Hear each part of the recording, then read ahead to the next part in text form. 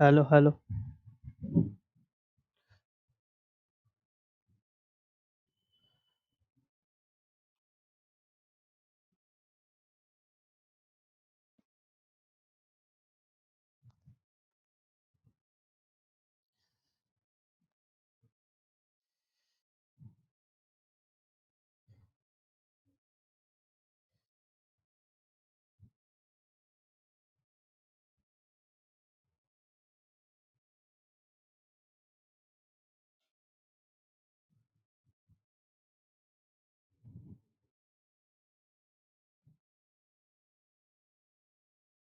Study Gurukul में आपका स्वागत है। मेरा नाम तेजस्वी राज पाठक है। आज की क्लास में हम बेटा अपने उसी टॉपिक को आगे बढ़ाने वाले हैं जिसे हमने लास्ट क्लास में छोड़कर गए थे। और हम लोग पढ़ क्या रहे थे, हम लोग साइंस पढ़ रहे थे और साइंस में भी हम लोग फिजिक्स को पढ़ रहे थे। और फिजिक्स में सबसे पहले हम लोगों ने फिजिक्स के सामान्य परिचय को देखा था। The journal introduction of the physics देखा था, जिसमें हमने फिजिक्स शब्द की उत्पत्ति और फिजिक्स से संबंधित या फिर विज्ञान यानी साइंस से संबंधित विभिन्न प्रकार की शाखाओं का पढ़ा था। आज की क्लास में बेटा हम उसी को आगे बढ़ाने वाले हैं और आज हम लोग उसी के आगे कंप्लीट करेंगे। जैसे देखिए लास्ट क्लास में हम लोगों ने क्या क्या पढ़ रखा था। सबसे पहले भौतिक विज्ञान के विषय में जाना, फिजिक्स के विषय में जाना, फिर पार्ट्स ऑफ द फिजिक्स यानी विज्ञान की शाखाओं के विषय में हम लोगों ने पढ़ा। फिर उसके बाद बेटा हम लोगों ने फिजिक्स शब्द की उत्पत्ति और उससे संबंधित सभी प्रकार की चीजों की चर्चा करी। फिर बेटा आगे चलकर हम लोगों ने कौन कौन से चैप्टर्स को हम लोगों को फिजिक्स के अंतर्गत पढ़ना है उनको देखा। और फिर इसके बाद जब हम लोगों ने आगे बढ़े थे, फिर इसके बाद हम लोगों ने मापन, जो हमारा सेकंड चैप्टर था। पहले चैप्टर में हम लोगों ने द जर्नल इंट्रोडक्शन देखा और चैप्टर नंबर जो सेकंड था बेटा, कौन सा था, सेकंड, उसमें हम लोगों ने मापन देखा। क्या देखा बेटा, मापन देखा। चलिए, मापन में क्या क्या देखा था, मापन किसे कहते हैं। फिर अगला देखा था बेटा भौतिक राशियां क्या होती हैं या भौतिक राशियां किन्हें कहते हैं। फिर बेटा हम लोगों ने भौतिक राशियों के प्रकार देखे थे, types of the physical quantities. पहला हम लोगों ने देखा था बेटा दिशा कौमा परिमाण के आधार पर। दूसरा हम लोगों ने देखा था बेटा मात्रक के आधार पर, जिसमें सबसे पहले हम लोगों ने सदिश राशियां यानी वेक्टर क्वांटिटीज, अदिश राशियां यानी स्केलर क्वांटिटीज को कंप्लीट कर लिया था। फिर बेटा हम लोगों ने मूल राशियों को पढ़ा, जिन्हें फंडामेंटल क्वांटिटीज के नाम से जानते हैं। इनके अगर टोटल नंबर्स की बात करें तो 7 + 2 = कितना है बेटा, 9। इसमें जो 7 है वो फंडामेंटल क्वांटिटीज हैं, जो 2 लिखी हुई हैं, 2 लिखी हुई हैं, ये फंडामेंटल के साथ साथ सप्लीमेंट्री क्वांटिटीज के रूप में लिखी हुई हैं, जिसमें से हम लोगों ने समतल कोण और घन कोण को पढ़ा था। फिर इसके बाद जो बेटा अगली है वो पूरक राशियां देखी थी हम लोगों ने, सप्लीमेंट्री क्वांटिटीज, जो 2 थी बेटा। फिर इसके बाद व्युत्पन्न राशियां यानी कि डेराइव्ड क्वांटिटीज को भी हम लोगों ने पढ़ लिया था। फिर हम लोगों ने देखा था बेटा किसी भी फिजिकल क्वांटिटी को लिखने के कितने तरीके होते हैं। तो हमने आपको बताया कोई भी भौतिक राशि, भौतिक राशि का मतलब बेटा क्या होता है, फिजिकल क्वांटिटी को लिखने के लिए आपको दो चीजों की आवश्यकता होती है। पहला आएगा संख्यात्मक मान, संख्यात्मक मान जिसे न्यूमेरिक वैल्यू कहेंगे। फिर उसके बाद क्या लिखा जाता है, उसका मात्रक लिखा जाता है। लास्ट क्लास में बहुत विस्तार से इस पे चर्चा की गई थी। फिर इसके बाद बेटा हम लोगों ने देखा कि दिशा और परिमाण के आधार पर राशियां कितने प्रकार की होती हैं। तो दो प्रकार की सदिश राशियां, जिन्हें वेक्टर क्वांटिटीज के नाम से जानते हैं, जिनमें परिमाण यानी मैग्नीट्यूड के साथ साथ डायरेक्शन की भी नीड होती है, उन्हें सदिश राशियां कहते हैं। और उसके उदाहरण आपके सामने लिखे हुए हैं, पेपर में क्वेश्चन यहाँ से जरूर बनेगा। फिर देखा था बेटा अदिश राशियां, अदिश राशियों में दिशा की आवश्यकता नहीं होती है, केवल परिमाण की आवश्यकता होती है। और उनके एग्जाम्पल्स भी हम लोगों ने लास्ट क्लास में देख रखे थे। फिर इसके बाद बेटा हम लोगों ने मात्रक के आधार पर राशियों को देखा था, जिसमें से मूल राशियां थी। मूल राशियों को अगर बात करें तो टोटल मूल राशियां कितनी थी, 7 + 2 यानी टोटल 9 थी, जिसमें से मूल राशियों की संख्या कितनी थी बेटा, 7 थी। और बेटा ये जो दो राशियां हैं इनको हम लोगों ने सप्लीमेंट्री क्वांटिटीज के रूप में यानी पूरक राशियों के रूप में पढ़ा था। ये कौन कौन सी हैं, पहला आएगा बेटा समतल कोण, दूसरा आएगा घन कोण। इसके बाद बेटा हम लोगों ने व्युत्पन्न राशियों को भी बहुत अच्छे से पढ़ लिया था। आज हम लोग पढ़ने वाले हैं मात्रक पद्धतियां। मात्रक पद्धतियां क्या होती हैं। सबसे पहले एक पद्धति थी जिसे विनिमय पद्धति कहते थे। प्राचीन काल की बात करें तो एक पद्धति थी जिसे कहते थे विनिमय पद्धति। ये क्या हुआ करता था,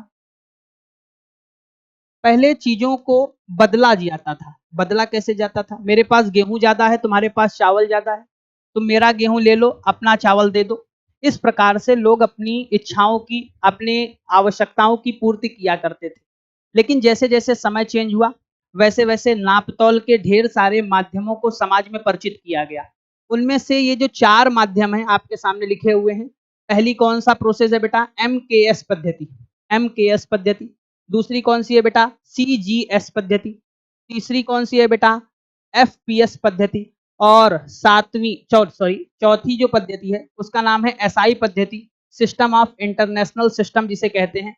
और इसे कब स्वीकार किया गया? पेपर में कई बार प्रश्न आता है। तो जो SI सिस्टम है, सिस्टम ऑफ इंटरनेशनल यूनिट्स, उसे 1971 में एक्सेप्ट कर लिया गया। और इसमें बेटा कितनी मूल राशियां थी, कितनी फंडामेंटल क्वांटिटीज थी? तो 7 थी बेटा।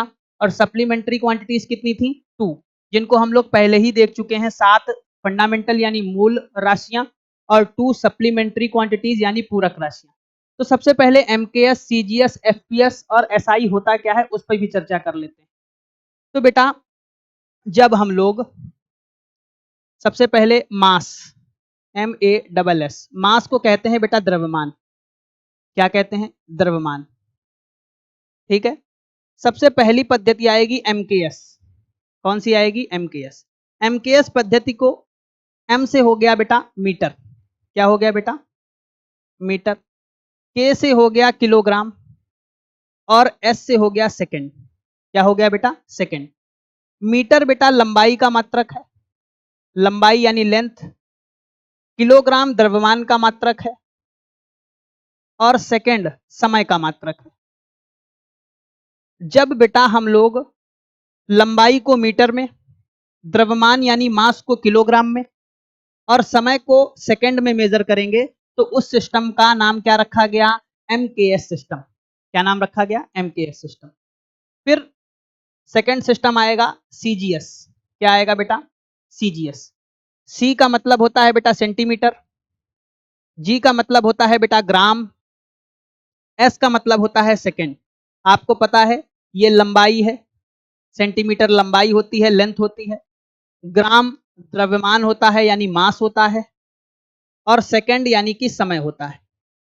जब लंबाई को, लेंथ को सेंटीमीटर में मेजर किया गया, मापा गया, द्रव्यमान को ग्राम में मेजर किया गया और समय को सेकंड में मेजर किया गया, तब इस सिस्टम का नाम क्या पड़ गया? CGS। क्या पड़ गया बेटा? CGS। फिर जो तीसरा है बेटा, तीसरे सिस्टम को कहते हैं FPS। FPS। F का मतलब होता है बेटा फुट। फुट ये बेटा लंबाई का मात्रक है, कहते हैं इतने फुट है, इतने फुट जमीन है। P का मतलब पाउंड। पाउंड ये द्रव्यमान का मात्रक है। और S का मतलब हो गया सेकंड। S का मतलब क्या हो गया? सेकंड। जब लंबाई यानी लेंथ को फुट में, द्रव्यमान यानी मास को पाउंड में और बेटा सेकंड जो कि समय का मात्रक है, समय को सेकंड में मेजर किया गया, तब इस सिस्टम का नाम क्या रखा गया? FPS। क्या रखा गया बेटा? FPS। तो सबसे पहले हम लोगों ने देखा MKS, फिर देखा CGS सिस्टम, फिर क्या देखा बेटा? FPS। चलिए आगे देखते हैं। चौथा और अंतिम मेजरमेंट सिस्टम कौन सा है? SI। क्या है बेटा? SI, system of international units कह सकते हैं। इसे 1971 में, 1971 में एक्सेप्ट कर लिया गया। ये पूरे वर्ल्ड वाइड चलता है इस समय। ये है क्या? MKS को थोड़ा सा अपग्रेड कर दिया गया, थोड़ा सा आगे बढ़ा दिया गया। MKS सिस्टम में थोड़े से यूनिट्स को और ऐड कर दिया गया और SI बना इंटरनेशनल सिस्टम, यानी कि सिस्टम ऑफ इंटरनेशनल यूनिट्स भी कह सकते हैं हम लोग इसे। इसमें बेटा 7 फंडामेंटल क्वांटिटीज थी और 2 जो थी बेटा उसे हम लोगों ने किस क्वांटिटी के नाम से जाना? सप्लीमेंट्री क्वांटिटी यानी पूरक राशियां। 7 जो थी वो मूल राशियां थी, इन्हीं की हेल्प से सारी चीजों को मेजर किया जाएगा। और जो बेटा 2 थी, जो बची हुई थी, उन्हें पूरक राशियों का नाम दिया। क्या नाम दिया? पूरक राशियां।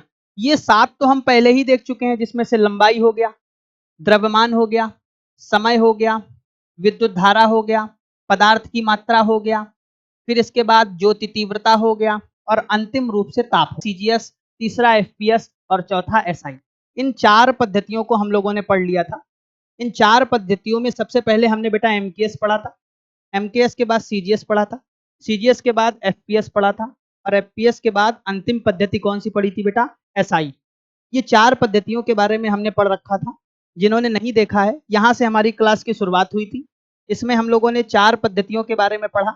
सबसे पहले हम लोगों ने पद्धति देखी एमकेएस पद्धति। कौन सी पद्धति देखी बेटा? एमकेएस। दूसरी देखी सीजीएस, तीसरी देखी एफपीएस, और चौथी कौन सी देखी बेटा? एसआई पद्धति देखी। चलिए आगे देखते हैं बेटा। अब हम लोग कुछ मात्रक देखने वाले हैं। यहाँ से आपको एग्जाम में क्वेश्चन जरूर देखने को मिलेगा, तो थोड़ा सा आप यहाँ पर थोड़ा धैर्य बनाए रखेंगे और इसे मल्टीपल टाइम्स रिवाइज करेंगे, तभी आपको याद हो पाएगा। चलिए देखते हैं। सबसे पहले बेटा हम लोग लंबाई के मात्रक देखने वाले हैं, the units of the length देखने वाले हैं, जिसमें सबसे पहले आएगा क्वेश्चन बनेगा 1 फर्मी मीटर में कितने मीटर होते हैं? तो 1 फर्मी मीटर में 10 की पावर -15 मीटर होते हैं। एक पॉइंट और याद रखिएगा, लंबाई का सबसे छोटा मात्रक, लंबाई का सबसे छोटा मात्रक याद रखिएगा फर्मी मीटर होता है। क्या होता है बेटा? Fermi metre. 1 फर्मी मीटर में 10 की पावर -15 मीटर होते हैं। अगला याद रखिएगा, 1 एंगस्ट्रॉम में कितने मीटर होते हैं? 10 की पावर -10 मीटर। 1 नैनोमीटर में कितने मीटर होते हैं? 10 की पावर -9 मीटर। 1 माइक्रोन मीटर या 1 माइक्रोमीटर में कितने मीटर होते हैं? 10 की पावर -6 मीटर। अगला बेटा लंबाई का जो मात्रक है वो प्रकाश वर्ष है। ये प्रकाश वर्ष क्या होता है? जिसे इंग्लिश में लाइट ईयर कहते हैं। एक ईयर में, 1 ईयर में लाइट यानी प्रकाश जितनी डिस्टेंस को ट्रेवल करता है, उसी डिस्टेंस को हम लोग लाइट ईयर के नाम से जानते हैं। तो पहले उसको जानने से आपको ये जानना पड़ेगा कि लाइट 1 सेकंड में कितनी डिस्टेंस ट्रेवल करती है। तो पहले लाइट की स्पीड कितनी होती है? 3 × 10 की पावर 8 मीटर पर सेकंड। यानी 1 सेकंड में, 1 सेकंड में जो लाइट है वो लगभग 3 लाख किलोमीटर की डिस्टेंस ट्रेवल करती है। कितने लाख किलोमीटर? 3 लाख किलोमीटर। ये 1 सेकंड में है। फिर इसे आप मिनट में कन्वर्ट करेंगे 60 से मल्टीप्लाई करके, फिर 60 से मल्टीप्लाई करके आप इसे घंटे में कन्वर्ट करेंगे, फिर इसके बाद 24 से मल्टीप्लाई करके इसे दिन में कन्वर्ट करेंगे, और फिर 365 से मल्टीप्लाई करके ईयर में कन्वर्ट करेंगे। लाइट जब 1 साल तक चलती है तो जितनी डिस्टेंस ट्रेवल करती है उसे ही एक प्रकाश वर्ष 1 लाइट ईयर कहते हैं। ये किसके बराबर होता है? इसको भी आपको याद रखना है, 9.467 इंटू 10 की पावर 12 किलोमीटर। याद रखेंगे, 9.467 इंटू 10 की पावर 12 किलोमीटर। अगर मीटर में कह दिया जाए तो मीटर में कितना होगा? एक प्रकाश वर्ष में कितने मीटर होंगे? 9.467 इंटू 10 की पावर 15 मीटर। तो प्रकाश वर्ष यानी लाइट ईयर होता क्या है? लाइट 1 ईयर में जितनी डिस्टेंस ट्रेवल करती है उसे ही 1 लाइट ईयर कहते हैं। दूसरा पॉइंट याद रखना है, लाइट की जो स्पीड है वैक्यूम में वो कितनी है? तो 3 × 10 की पावर 8 मीटर पर सेकेंड। तीसरा पॉइंट याद रखना है, लाइट 1 सेकेंड में 3 लाख किलोमीटर की डिस्टेंस ट्रेवल करती है। अगला पॉइंट याद रखना है, 1 लाइट ईयर किसके बराबर होता है? 9.467 इंटू 10 की पावर 15 मीटर। अगर किलोमीटर में बात करेंगे, 9.467 इंटू 10 की पावर 12 किलोमीटर। ये याद रखिएगा। अगला है बेटा 1 एस्ट्रोनॉमिकल यूनिट। हिंदी में एक खगोलीय दूरी किसे कहते हैं? तो पृथ्वी और सूर्य के मध्य की औसत दूरी को, the average distance between the earth and the sun is known as astronomical unit. क्या कहते हैं बेटा? एक खगोलीय दूरी के नाम से जानते हैं। ये होती कितनी है? तो बेटा 1 AU किसके बराबर होता है? 1.496 इंटू 10 की पावर 11। किसके बराबर होता है? 1.496 इंटू 10 की पावर 11 के क्या होता है? बराबर होता है। अगला 1 पारसेक, ये मोस्ट इंपॉर्टेंट है बेटा। लंबाई का सबसे छोटा मात्रक फर्मी मीटर था। लंबाई का सबसे बड़ा मात्रक, प्रश्न ये भी बन सकता है, लंबाई का सबसे बड़ा मात्रक कौन होता है? तो आप कहेंगे पारसेक होता है। ये पारसेक होता क्या है? तो ये दूरी मापने की सबसे बड़ी इकाई है। एक पारसेक किसके बराबर होता है? 3.08 इंटू 10⁻16 मीटर, इंटू 10⁻16 मीटर। अगर ये नहीं आएगा तो ये तो 100% आएगा।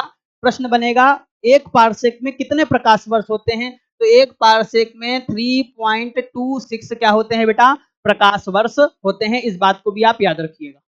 अगला है एक मील में कितने किलोमीटर होते हैं, तो एक मील में 1.6 किलोमीटर होते हैं। अगर एग्जैक्ट डाटा आपको याद रखना है 1.60934, 1.60934। और बेटा अगला है नॉटिकल मील। जब बेटा समुद्र में आप दूरी तय करेंगे समुद्र में, तो उसे नॉटिकल मील में मापेंगे। किस में मापेंगे बेटा, नॉटिकल मील में। कितना होता है एक नॉटिकल मील में, 1.852 किलोमीटर होता है, 1.852 किलोमीटर होता है।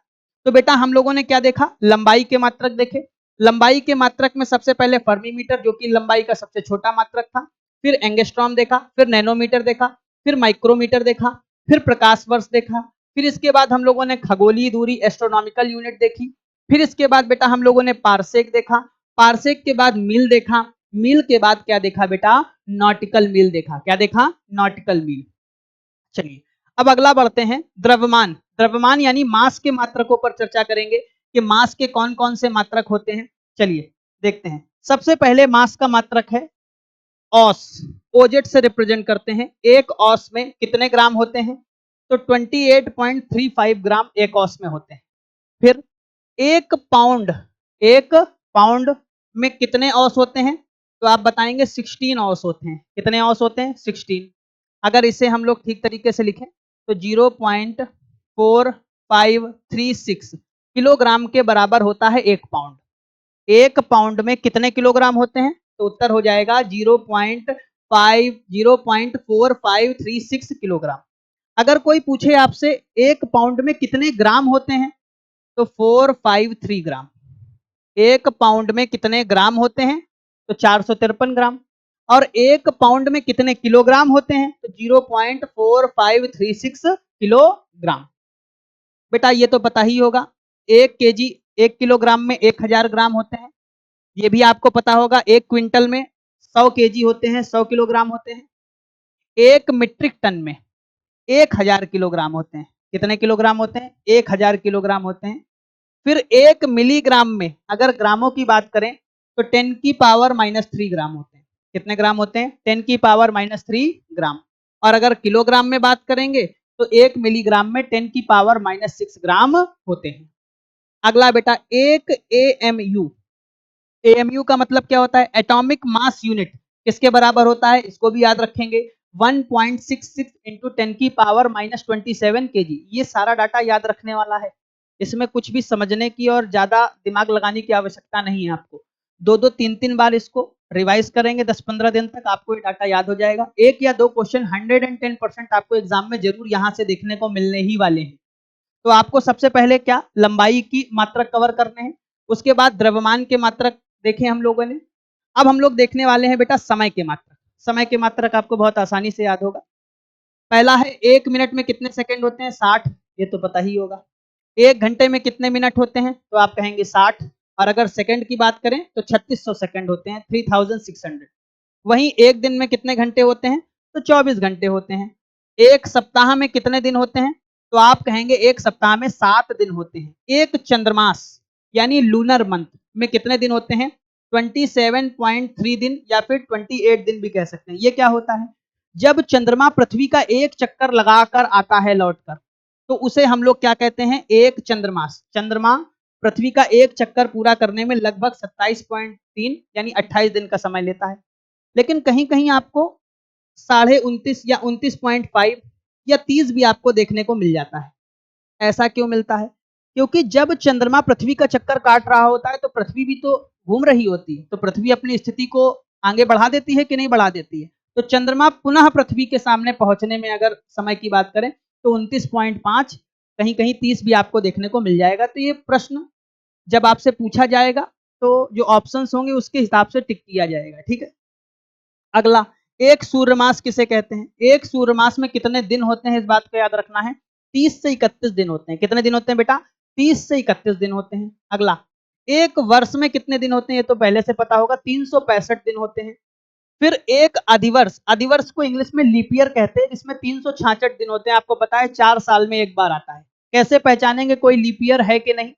लास्ट की 2 डिजिट में अगर आप 4 से डिवाइड करेंगे और 4 से डिवाइड कंप्लीटली चला जाएगा, पूरी तरीके से चला जाएगा, कुछ भी रिमाइंडर नहीं बचेगा, तो इसका मतलब वो अधिवर्ष होगा, वो लीप ईयर होगा। जैसे एग्जांपल में 2024 को ही ले लें, लास्ट की 2 डिजिट में 4 से डिवाइड करा, पूरी तरीके से चला गया, कुछ भी रिमाइंडर नहीं बचा। तो ये जो 2024 है ये लीप वर्ष है। कौन सा वर्ष है?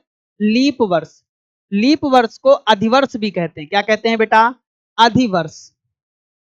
इसमें जो दिन की संख्या होती वो होती 366, और जब 366 दिन हो जाएंगे तो जो फरवरी है वो 29 दिनों की होगी, और जब बेटा 365 दिन होते हैं तो फरवरी जो है वो 28 दिनों की होती है।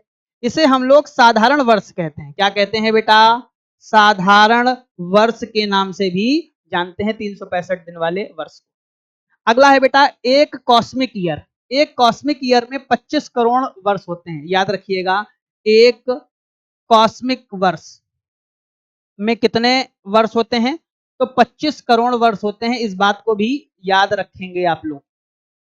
तो ये थे समय के मात्रक जो हम लोगों ने देखे। सबसे पहले मिनट देखा, फिर घंटे को देखा, फिर दिन को देखा, सप्ताह देखा, चंद्रमास देखा, सूर्यमास देखा, सामान्य वर्ष देखा, अधिवर्ष देखा, और लास्ट में कॉस्मिक ईयर देखा है। ये सारे आपको याद करने हैं।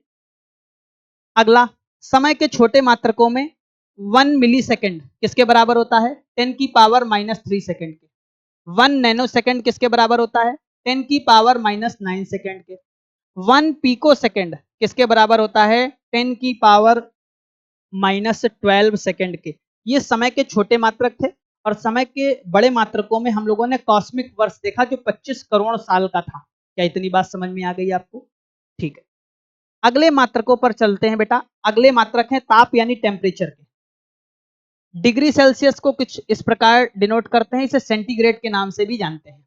फॉरेनहाइट को बेटा एफ से रिप्रेजेंट करते हैं, केल्विन को के से रिप्रेजेंट करते हैं, और र्यूमर को आर से रिप्रेजेंट करते हैं। ये 4 आपको याद रखने हैं, टेम्परेचर यानी ताप को मापने के यूनिट हैं। इनका फॉर्मूला इंटरचेंज करने के लिए आपको जरूर देखने को मिलेगा जब हम हीट पढ़ेंगे, या फिर जब हम टेम्परेचर को पढ़ रहे होंगे कहीं पर, तब हम इसका कन्वर्जन भी आपको करके दिखाएंगे कि कैसे बदलता है, और कुछ क्वेश्चंस भी आपको देंगे। अभी केवल फॉर्मूला याद रखेंगे। फॉर्मूला क्या होता है? C/F, C/5 is equal to F minus 32 divided by 9 is equal to F minus 273 upon 5 is equal to R divided by 4। यहां पर बेटा K होगा। क्या होगा? K। फॉर्मूला एक बार हम और लिखे दे रहे हैं कन्वर्जन का।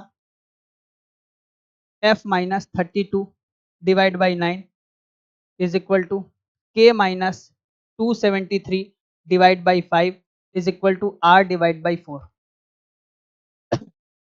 ये डिग्री सेल्सियस है या सेंटीग्रेड है, ये बेटा फॉरेनहाइट है, ये केल्विन है, और ये क्या है? र्यूमर। फॉर एग्जांपल आपसे कह दिया कि डिग्री सेल्सियस की वैल्यू आपको दे दी है और कह रहा है उसका र्यूमर में निकालो।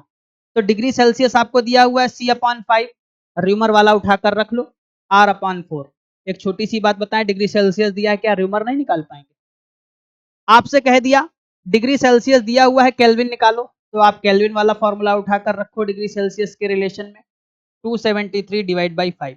आप छोटी सी बात बताएं, डिग्री सेल्सियस दिया होगा, केल्विन नहीं निकाल पाएंगे। ऐसे फॉर्मूले का यूज करेंगे, और अभी हम देखेंगे क्वेश्चंस तब बताया जाएगा। बस आपको अभी फॉर्मूला याद रखना है, C/5, C का मतलब centigrade upon 5 is equal to F minus 32 divide by 9 is equal to K minus 273 divide by 5 is equal to R divide by 4।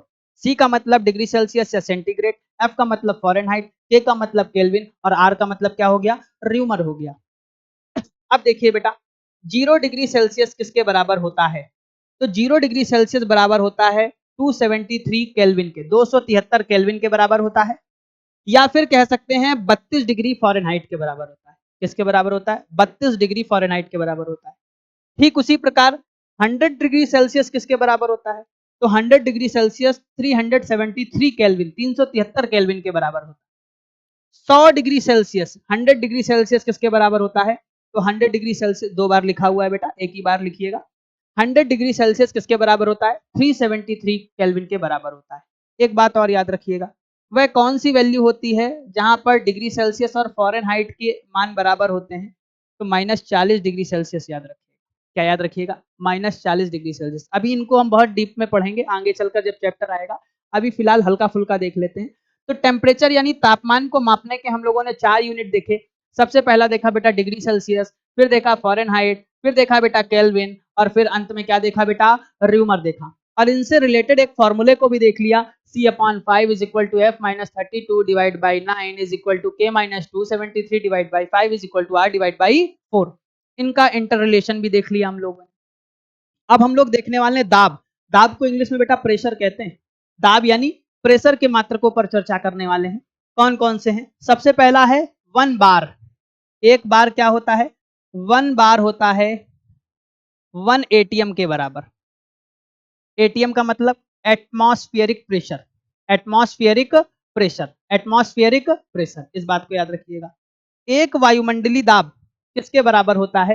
तो 10 की power 5 newton by metre square. एक वायुमंडलीय दाब किसके बराबर होता है? 10 की power 5 newton by metre square, या फिर 10 की पावर 5 पास्कल के बराबर होता है। ये दोनों याद रखिएगा। अगला देखते हैं, 1 मिली बार में कितने पास्कल होते हैं? 10 की पावर 2 यानी 100 पास्कल होते हैं। अगला देखते हैं बेटा, एक बार में कितने टॉर होते हैं? तो 760 टॉर होते हैं, इस बात को भी याद रखिएगा। एक बार दाब में 10 की पावर 6 डाइन बाई सेंटीमीटर भी होते हैं। ये थे दाब के मात्रक। आपको ये सारे दाब के मात्रक याद रखने। पहला बार, दूसरा एटमॉस्फेरिक प्रेशर यानी एटीएम, तीसरा मिली बार, चौथा बार, और या फिर टॉर का रिलेशन। ये आपको सारे याद रखने। चलिए, ये दाब के मात्रक थे। अगले देखते हैं धारिता। धारिता को कहते हैं कैपेसिटी, और बेटा आयतन को कहते हैं वॉल्यूम। अब हम लोग देखते हैं, इसमें एग्जाम से आपको कई बार क्वेश्चन देखने को मिला होगा। 1 लीटर में कितने क्यूबिक सेंटीमीटर, कितने घन सेंटीमीटर होते हैं? 10 की पावर 3। या फिर अगर गैलन में पूछ दे तो 0.2642, 0.2642 होते हैं। एक गैलन में कितने लीटर होते हैं? इस बात को भी याद रखिएगा। एक गैलन में 3.785 लीटर होते हैं। कितने लीटर होते हैं? 3.785 लीटर। अगला है बेटा 1 बैरल। 1 बैरल की दो वैल्यू दी हुई है, एक यूएस गैलन में दी है और एक यूके गैलन में दी है। यूएस में एक बैरल में कितने गैलन होते हैं? 42 गैलन होते हैं। वहीं यूके में एक बैरल में कितने गैलन होते हैं? 34.9723। अगला है बेटा, एक घन फुट में कितने घन मीटर होते हैं? तो बेटा आ जाएगा 0.028। ये इतना महत्वपूर्ण नहीं है, इसको नहीं याद रखेंगे तब भी चलेगा। ये बहुत इंपॉर्टेंट है, ये भी इंपॉर्टेंट है, और सबसे ज्यादा इंपॉर्टेंट ये है, पेपर में बहुत बार आ चुका है ये। एक बैरल में कितने लीटर होते हैं? एक बैरल में अगर लीटर की बात करें 158.98। कहीं कहीं आपको 159 भी देखने को मिलेगा। 159 भी देखने को मिलेगा। कैसे? आपको पता है, इस डिजिट पर खड़े हो गए, ये 5 से बड़ी है तो इसमें एक ऐड हो जाता है, ये 10 हो जाएगा तो एक इधर लौट कर चला आएगा, 159। तो आप दो चीजें याद रखिएगा, एक बैरल में जो एग्जैक्ट वैल्यू आएगी वो कितनी आएगी? 158.98। और बेटा अगर ये ऑप्शन में नहीं होगा तो एक बैरल में कितने लीटर होते हैं? 159 लीटर होते हैं। ये भी आप याद रखिएगा। तो बेटा ये थे हमारे कुछ मात्रक। किसके किसके देखे एक बार देख लेते हैं। एक बार देख लेते हैं कहाँ से हमने पढ़ने की शुरुआत करी थी। सबसे पहले आज की क्लास में मात्रक पद्धतियां पढ़ी। 4 मात्रक पद्धतियों पर चर्चा करी है। कौन कौन सी? एमकेएस, सीजीएस, एफपीएस और एसआई। इसके बाद हम लोगों ने ढेर सारी यूनिट्स को देखा। उन यूनिट्स में सबसे पहले जो यूनिट आई थी बेटा वो थी हमारी लंबाई। लंबाई के ढेर सारे यूनिट्स को देखा। एग्जाम में यहाँ से क्वेश्चन आने की संभावना 100% रहती है। फिर इसके बाद बेटा हम लोगों ने द्रव्यमान यानी मास की यूनिट्स पर चर्चा करी।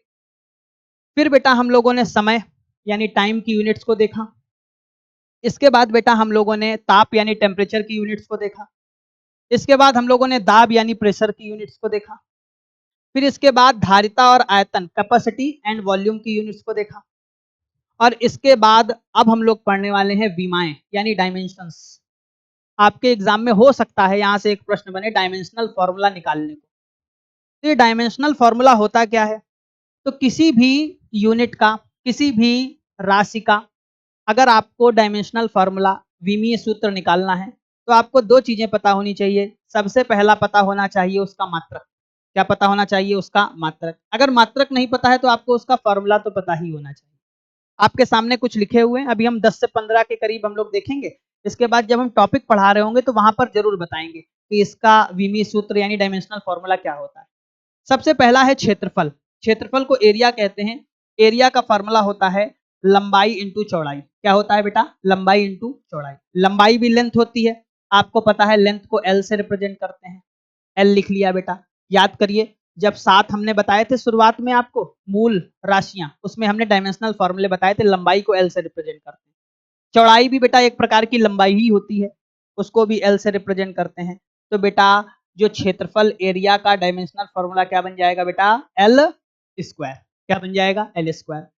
ठीक वैसे ही आयतन लंबाई इंटू चौड़ाई इंटू ऊंचाई होता है। लंबाई को भी एल से रिप्रेजेंट करते हैं, चौड़ाई को भी बेटा एल से रिप्रेजेंट करते हैं, और ऊंचाई को भी बेटा एल से रिप्रेजेंट करते हैं। तो आयतन का फॉर्मूला क्या बन जाएगा? L cube. ये डायमेंशनल फॉर्मूला है बेटा। अगला है स्पीड यानी चाल। चाल का फॉर्मूला होता है दूरी बटे समय। दूरी क्या होती है? तो आप कहेंगे सर दूरी लंबाई होती है। लंबाई तय किए गए मार्ग की जो लंबाई होती है उसे ही तो दूरी कहते हैं। तो बेटा ये जो दूरी है लंबाई है, लंबाई को किससे रिप्रेजेंट करते हैं? तो आप कहेंगे एल। समय को याद करिए टी से रिप्रेजेंट करा था, तो टी लिख लिया। यहाँ पावर 1 लिख दें, कोई तकलीफ तो नहीं है। ये नीचे पावर प्लस है, ऊपर जाएगी कैसी हो जाएगी? माइनस। ये तो आपने पढ़ रखा होगा। तो बेटा यहीं से अगर हम चाल की बात करें तो चाल का जो विमीय सूत्र आएगा, डायमेंशनल फॉर्मूला आएगा, वो क्या आएगा? एल टी की पावर -1। वैसे ही वेग की बात करें, वेग का क्या होगा? विस्थापन। विस्थापन भी क्या होता है? दो बिंदुओं की बीच की न्यूनतम दूरी को ही विस्थापन कहते हैं। तो ये भी तो दूरी आ गई। दूरी को क्या लेंथ कहते हैं? तो कह दिया हाँ भैया लेंथ ही कहते हैं। देखिए वेग का बता रहे हैं, लेंथ कह दिया, डिवाइड समय अंतराल यानी टाइम को टी कह दिया, फिर से वही फॉर्मूला बन गया एल टी की पावर -1। तो चाल और वेग का जो विमीय सूत्र होता है वो लगभग नहीं 100% समान होता है। अब हम लोग देखने वाले हैं संवेग। संवेग को इंग्लिश में कहते हैं मोमेंटम। क्या कहते हैं बेटा? मोमेंटम। इसका क्या होता है? तो इसका फॉर्मूला लिखा है द्रव्यमान इंटू वेग। तो आपको किसी भी राशि का विमीय सूत्र निकालने के लिए आपको उसका फॉर्मूला पता होना चाहिए, बस बाकी सब कुछ हो जाएगा। तो छोटी सी बात बताएं, द्रव्यमान को m कहते हैं ना, मास कहते, तो याद करिए, जाकर देखिएगा अगर आपने नोट्स बनाए हैं। वेग का तो अभी अभी निकाला है ना, वेग का क्या निकाला है? एल टी -1, एल टी की पावर -1। तो इसको मिलाकर लिख देंगे एम एल टी की पावर -1। तो ये बेटा डायमेंशनल फॉर्मूला हो गया संवेग यानी मोमेंटम का। किसका हो गया बेटा? मोमेंटम का। आगे देखते हैं। आगे है बेटा बल। बल। बल का क्या दिया हुआ है फॉर्मूला? द्रव्यमान इंटू त्वरण। उससे पहले त्वरण का निकाल लेते हैं। त्वरण को बेटा एक्सेलरेशन कहते हैं, और आपको पता है त्वरण का फॉर्मूला होता है वेग परिवर्तन बटे समय अंतराल। वेग परिवर्तन, वेग अपॉन समय कह दें। ठीक है बेटा। वेग का तो अभी निकाला है ना, वेलोसिटी का, तो आप कहेंगे क्या निकाला था? एल टी की पावर -1। और टाइम का क्या हो जाएगा? टी। नीचे टाइम का टी हो गया। ये ऊपर जाएगा, तो जब ऊपर जाएगा तो आप कहेंगे ये जो टी है ये वाला, ये ऊपर जाएगा, टी की पावर -1 नहीं हो जाएगा? कहेंगे हाँ बिल्कुल हो जाएगा। फिर एक छोटी सी बात बताएं, इन दोनों के बेस इक्वल है, पावर ऐड हो जाएंगी? कहा हाँ बिल्कुल ऐड हो जाएंगी। देखो ये बेस इक्वल है, पावर को ऐड कर दो, याद रखना। तो ऐड कर दिया पावर को। तो अगर इन पावर्स को बेटा हम लोग ऐड करेंगे तो ये -1 प्लस माइनस -1। तो बेटा एक छोटी सी बात बताओ आप, क्या त्वरण का, एक्सेलरेशन का जो वीबी सूत्र है वो एल टी की पावर -2 नहीं आ जाएगा? कहाँ बिल्कुल आएगा। मास को किससे रिप्रेजेंट करेंगे? तो आप कहेंगे एम से, कैपिटल एम से लिख दिया, इनटू त्वरण यानी एक्सेलरेशन का अभी निकाला है। क्या निकाला है? एल टी की पावर -2। एल टी की पावर -2 निकाल दिया। इन दोनों को अगर मिलाकर लिख दोगे तो बेटा छोटी सी बात बताओ, बल का क्या बन जाएगा? फोर्स का एम एल टी की पावर -2। ये डायमेंशनल फॉर्मूला बन जाएगा बल यानी फोर्स का। ठीक वैसे ही कार्य यानी वर्क का निकालेंगे तो फॉर्मूला क्या लिखा है? तो आप कहेंगे बल इंटू विस्थापन लिखा है। तो बेटा बताओ बल का तो अभी निकाला है ना, बल का क्या निकला है फॉर्मूला, mL (T⁻²). विस्थापन जानते हो ना, दो बिंदुओं की बीच की दूरी, और दूरी लंबाई होती है कि नहीं होती है, तो कहेंगे हाँ लंबाई होती है। तो बेटा यहाँ पर देखो आधार समान है ना, एल एल के, पावर ऐड हो जाएंगी, बेस इक्वल है, पावर ऐड हो जाएंगी, तो फॉर्मूला क्या बनेगा, mL²T⁻²। ये फॉर्मूला किसका बन जाएगा, कार्य का यानी वर्क का बन जाएगा। ठीक उसी प्रकार अगर आगे देखें शक्ति का, शक्ति को पावर कहते हैं या कैपेसिटी कहते हैं, इसका फॉर्मूला क्या होता है, कार्य अपॉन समय, वर्क अपॉन टाइम। तो बेटा वर्क का अभी अभी निकाला है, क्या निकाला है, mL²T⁻², और टाइम का क्या होगा, t। आप बताइए ये t की पावर 1 मान ले, कोई तकलीफ है, ऊपर जाएगा -1 हो जाएगा, जब ऊपर जाएगा -1 हो जाएगा तो mL²T⁻², तो ऐसे लिखा हुआ है, और ये t की पावर ऊपर जाएगा तो माइनस हो जाएगा। आपको पता है बेस इक्वल है, पावर क्या हो जाएंगी, ऐड हो जाएंगी, जब पावर ऐड हो जाएंगी तो बन जाएगा mL²T⁻3, क्योंकि ये -2 है और ये -1 है, तो हो गया बेटा -3। तो ये हो गया शक्ति यानी पावर का। ठीक उसी प्रकार आपका ये होमवर्क है कि आप घनत्व का करके दिखाएंगे और गतिज ऊर्जा यानी काइनेटिक एनर्जी, इन दोनों का आप हमको कर कर दिखाएंगे और कमेंट बॉक्स में जरूर बताएंगे कि डेंसिटी का डायमेंशनल फॉर्मूला क्या होता है। देखिए ये आपके सामने लिखा हुआ है द्रव्यमान इंटू आयतन, द्रव्यमान तो जानते हैं m होगा, आयतन का अभी निकाला था पीछे L3, तो ये ऊपर चला जाएगा mL⁻³ हो जाएगा। अगर गतिज ऊर्जा यानी काइनेटिक एनर्जी का निकालेंगे तो हाफ, इसका कोई विमीय सूत्र नहीं होता है, द्रव्यमान का लिखेंगे और फिर वेग, वेग का तो जानते हैं L⁻⁻1, उसका स्क्वायर कर देंगे और मल्टीप्लाई करके किसका आ जाएगा, गतिज ऊर्जा का आ जाएगा। तो ये गतिज ऊर्जा का निकाल लेंगे। अभी आगे जब हम लोग पढ़ेंगे विधिवत इन पर चर्चा करी जाएगी। आगे देखते हैं, ये ढेर सारियां आपको दी हैं सॉरी, ढेर सारी राशियां दी हुई हैं आपको, आपको इन सबके करने हैं, घर से आपको इन सबके करने हैं, इनके एक बार कर कर देखिएगा, डायमेंशनल फॉर्मूला निकालने की कोशिश कीजिएगा। ये जितने भी आपको दिए हुए हैं लगभग 15-20 आपको दिए हुए हैं, इन सबको आपको घर से करना है, आपको इन सबको घर से करना है।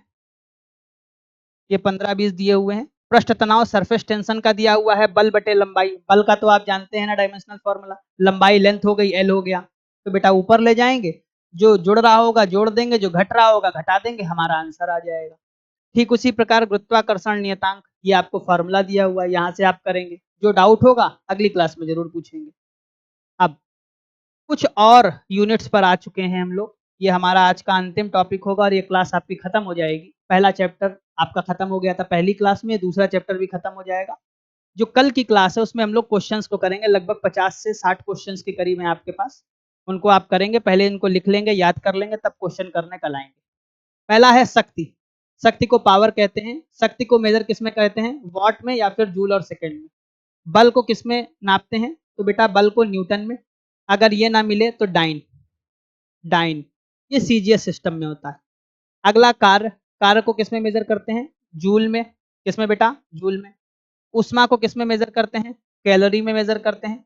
समुद्री जहाज की जो गति होती है, जो समुद्र में जहाज चल रहा होता है उसकी गति नॉट में मेजर करते हैं, किसमें, नॉट में। नौ संचालन, जब आप नाव को चला रहे होंगे पानी में तो वहां पर किलोमीटर में नहीं, नॉटिकल मील में दूरी मापी जाएगी, किसमें मापी जाएगी, नॉटिकल मील में। प्रकाश की जो तरंगदैर्घ्य होती है, the wavelength of the light, वो किसमें मापते हैं, एंगस्ट्रॉम में। और आपको पता है एक एंगस्ट्रॉम में कितने मीटर होते हैं, एक angstrom is equal to 10⁻⁻10 metre. Horsepower, ये कैपेसिटी का, शक्ति का वाहक है, इसमें कितने वाट होते हैं, 746 वाट होते हैं। अगर हम ऊर्जा को बात करें, एनर्जी की बात करें, तो जूल में भी, अर्ग में भी, कैलोरी में भी और इलेक्ट्रॉन वोल्ट में भी इनको हम लोग क्या करते हैं, मापते हैं। दाब की बात करें तो दाब तो देखा था पास्कल में, बार में, मिली बार में और टॉर में। जब उच्च वेग हो जाता है, जब जो वेग यानी वेलोसिटी होती बहुत तेज हो जाती है, तब उस उच्च वेग को किस में मापते हैं, मैक में। जितने भी लड़ाकू विमान हैं उनकी गति किस में मापी जाती है, मैक में मापी जाती है। The intensity of the sound, ध्वनि की प्रबलता किस में मापते हैं, डेसिबल में। अगला है जल का बहाव, किसमें मेजर किया जाता है, क्यूसेक में। ओजोन परत की मोटाई। आपको पता है हमारे पृथ्वी के इर्द गिर्द गैसों का एक आवरण है जिसे वायुमंडल कहते हैं। वायुमंडल में एक परत है जिसका नाम है ओजोन परत। तो ओजोन परत की मोटाई किसमें मापते हैं? डॉप्सन। किसमें मापते हैं बेटा? डॉप्सन में मेजर करते हैं। लंबाई को अगर हम देखें, लंबाई की न्यूनतम इकाई जो है वो आएगी फर्मी मीटर। क्या आएगी बेटा? Fermi metre. और अधिकतम हमने आपको पार्सिक बता ही रखा था। अगला है ज्योति फ्लक्स। ज्योति फ्लक्स को किसमें मेजर करते हैं? ल्यूमेन में।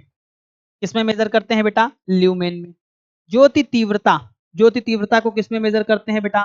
कैंडला में। फिर बेटा लेंस, लेंस की क्षमता को किसमें मेजर करते हैं? डायोप्टर में। और वहीं पर रेडियो एक्टिव धर्मिता को किसमें मेजर करते हैं? क्योरी में मेजर करते हैं। किसमें मेजर करते हैं? क्योरी में मेजर करते हैं।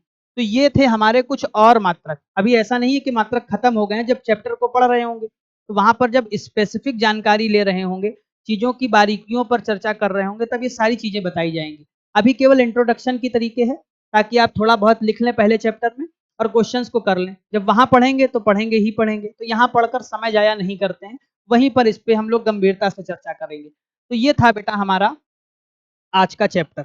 ये आपका दूसरा चैप्टर भी क्या हो गया? खत्म हो गया। दूसरे चैप्टर की शुरुआत कहाँ से हुई थी एक बार फिर से देख लेते हैं। दूसरे चैप्टर की शुरुआत बेटा हुई थी मापन से। पहला चैप्टर तो भौतिक विज्ञान और विज्ञान का सामान्य परिचय था। दूसरा था मापन। मापन क्या होता है? भौतिक राशियां क्या होती हैं? Physical quantities. भौतिक राशियां कितने प्रकार की होती हैं? सदिश, अदिश, मूल और व्युत्पन्न राशियां। तो सबसे पहले सदिश राशियों को हम लोगों ने कंप्लीट करा। सदिश राशियों को पढ़ने के बाद बेटा हम लोगों ने कंप्लीट करा मूल राशियां।